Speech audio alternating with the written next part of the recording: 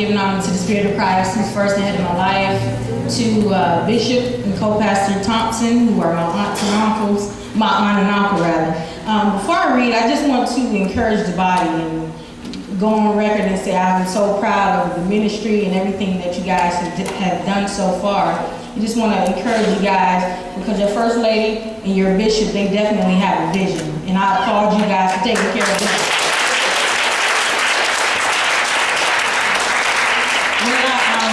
When I was called to write something, of course, that's never a problem for a family or a friend. But this particular piece is not actually a poem. It's just a few thoughts that came together. So I would like to just say it's just a thinking piece. So as I'm reading, I ask that you reflect on your relationship with Christ.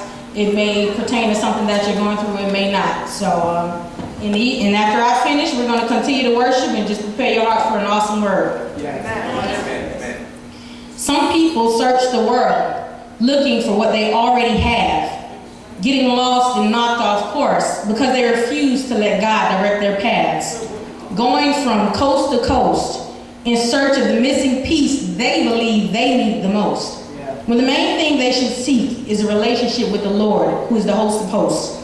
Many of us want diamonds and pearls while lusting after the material things of this cruel, cruel world. But God is a jealous God who wants nothing put before him. So we must find time to praise and adore him. What we really need is right in front of our face, but we can't see it because we are choosing to put everything else in its place. Having consistent fellowship with Christ is what some of us lack.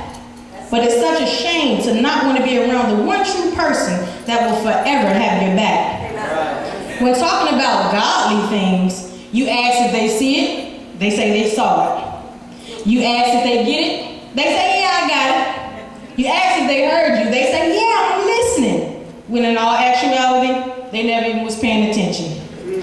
To the world, seeing is believing, but to Christians, believing is seeing. Seeing things that are not as though they are. That scripture alone has brought some of us so very far. Far from where we used to be. And nothing like the degrading things people said we would be. We come this far by faith, not by sight, trusting that God is in control and will make everything all right. So let's get our priorities straight and let God take his rightful place. Seek his face, and when found, it will be the most priceless treasure.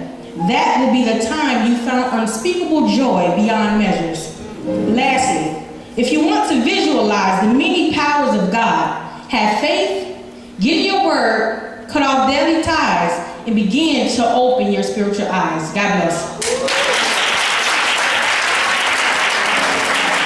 Yes, God.